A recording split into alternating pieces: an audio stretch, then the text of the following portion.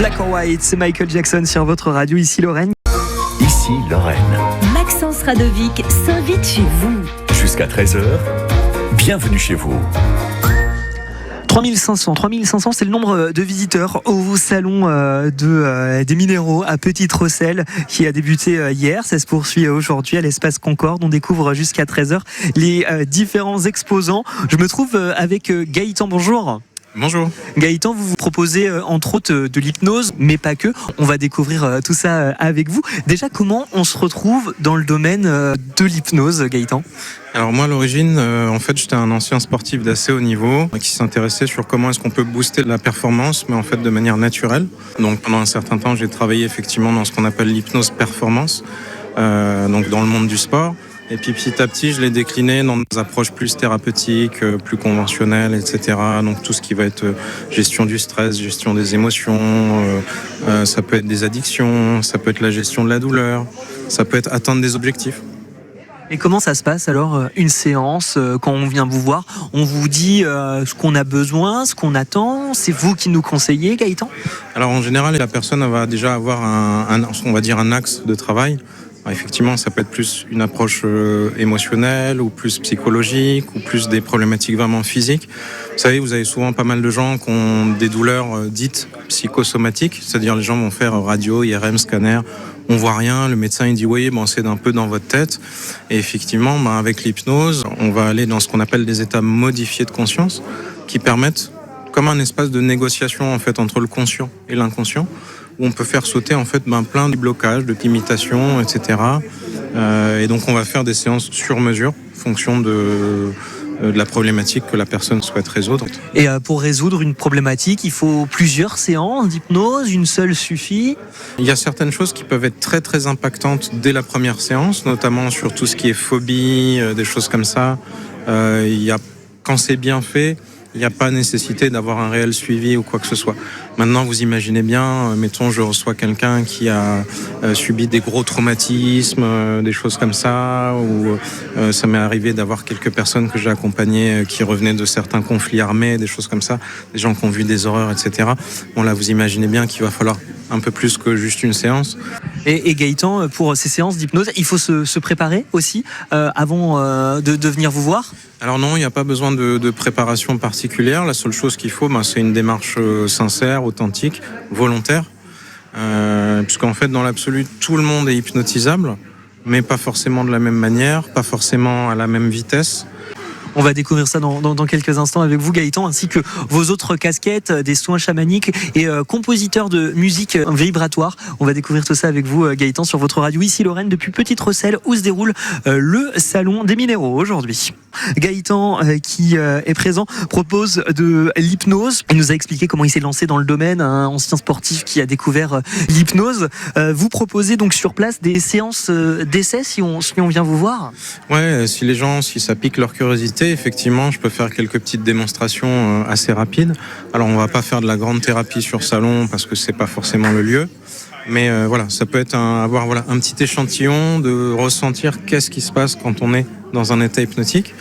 Au passage, ça permet de démystifier un peu la pratique, parce que souvent les gens ont l'image de l'hypnose de scène, ou soi-disant, on peut faire n'importe quoi à n'importe qui, ce qui n'est pas vraiment le cas, parce qu'en réalité, il y a toujours un consentement implicite ou explicite. Oui, j'allais y venir à cette hypnose de scène, parce que quand on parle de l'hypnose, on pense souvent au show, au spectacle qu'on peut voir à la télé ou dans différentes salles de spectacle. C'est quelque chose aussi que vous pratiquez, vous, Gaëtan? J'ai fait de l'hypnose de scène aussi, j'en fais encore de temps en temps sur certains événements, mais en restant éthique. Et vous vous servez de certaines méthodes que vous pouvez avoir sur scène avec des potentiels patients, ou c'est deux univers bien différents dans l'hypnose? Alors en réalité, l'hypnose, ça reste de l'hypnose, peu importe quel type d'hypnose. Ce qui va changer, c'est la manière d'amener cet état, la rapidité avec laquelle on va amener cet état. Donc, à nouveau, on revient sur le consentement. La personne se déplace, elle est volontaire pour faire une séance d'hypnose. Donc, pour moi, il n'y a pas lieu de passer une demi-heure à la relaxer en amont, etc., puisqu'il y a déjà ce consentement.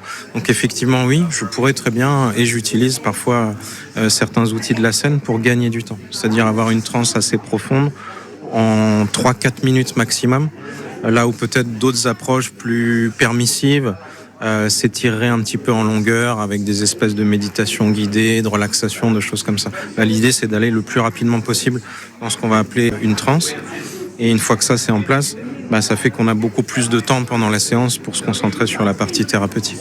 Et pour venir aussi donc vous voir, faut être ouvert d'esprit. Il faut aussi être en mode, il faut aussi y croire à l'hypnose pour pouvoir être hypnotisé.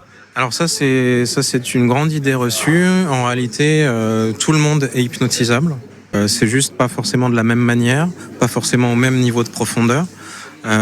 Et sauf troubles psychologiques majeurs ou incapacité de se concentrer, ou alors d'autres troubles psychiques plus avancés, où là effectivement ça pourrait être un peu plus compliqué. La personne qui va pas aller dans cet état, c'est la personne qui n'a pas envie d'y aller en réalité, tout simplement. Gaëtan, vous êtes présent au salon des minéraux aujourd'hui. Vous faites aussi des soins chamaniques. Ça, c'est quelque chose de différent de l'hypnose ? Alors c'est différent au sens où si on reste purement sur l'hypnose, on va être dans une dynamique, on va dire psycho-émotionnelle de manière générale.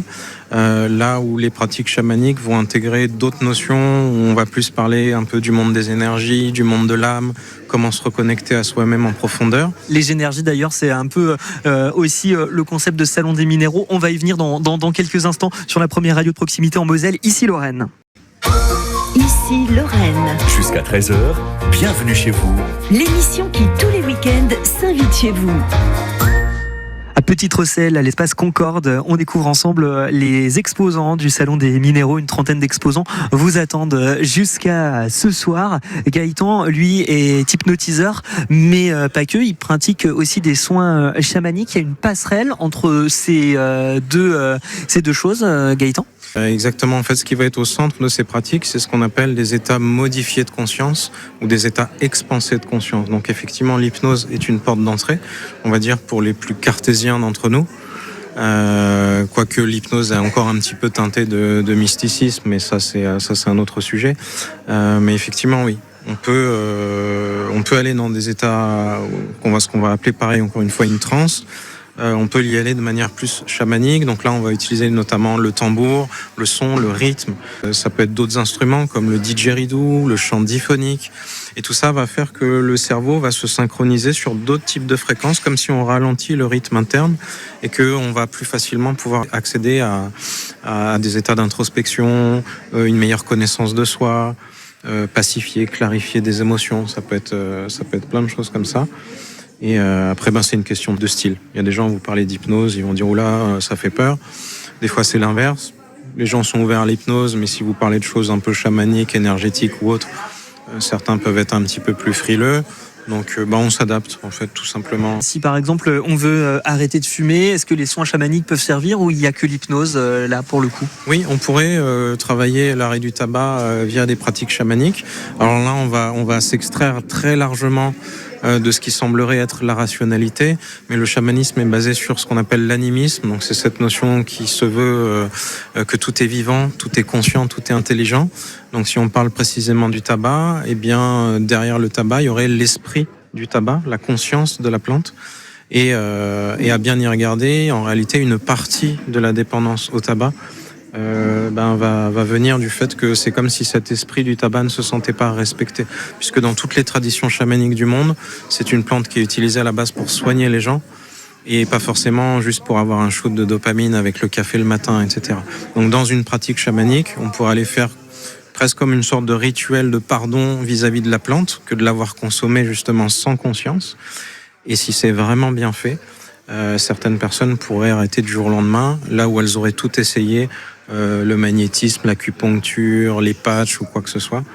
Et c'est ce qui est assez intéressant d'ailleurs. Et si on arrête comme ça du jour au lendemain, est-ce qu'on va pas aller compenser avec quelque chose d'autre ? Alors ça pourrait, oui, parce qu'effectivement l'inconscient, le subconscient a horreur du vide. Donc d'où l'intérêt. C'est pour ça que vous avez beaucoup d'hypnothérapeutes qui font des arrêts tabac en une seule séance. Moi, je le recommande pas forcément. Parce qu'en réalité, vous avez une dynamique, c'est-à-dire vous avez d'abord des pensées et des émotions qui vont générer des comportements. Donc l'idée, c'est aussi de traiter ces pensées, ces émotions, et pas juste le comportement, pour éviter justement des sortes de glissements thérapeutiques, parce que souvent c'est le sucre, où la personne va se mettre à avoir des comportements éventuellement compulsifs sur d'autres choses que le tabac. Donc on déblaye le terrain. On fait une première séance pour arrêter de fumer, puis une deuxième séance pour s'assurer que la personne ne prenne pas 10 kilos, par exemple. Gaëtan, vous nous avez aussi parlé de différents instruments de musique, puisque vous êtes compositeur de musique vibratoire. Ça, c'est quelque chose qu'on va pouvoir aussi repartir avec. Vous avez votre CD ici qu'on repart avec. Là, ça va nous servir à la maison? Ouais, c'est plutôt pour un travail personnel. On peut mettre le petit CD au casque ou sur des écouteurs, plutôt méditatif, plutôt un moment pour soi, privilégié, se ressourcer. Donc album qui a été composé avec ce qu'on appelle des fréquences de guérison. Pareil, il y a toute une étude derrière où tel type de fréquence peut favoriser plutôt tel ou tel état interne. L'apaisement du système nerveux, la clarification mentale, ça peut être plein de choses comme ça. Donc oui, moi c'est Gaëtan Zénith. L'album il est disponible aussi sur la plateforme Bandcamp.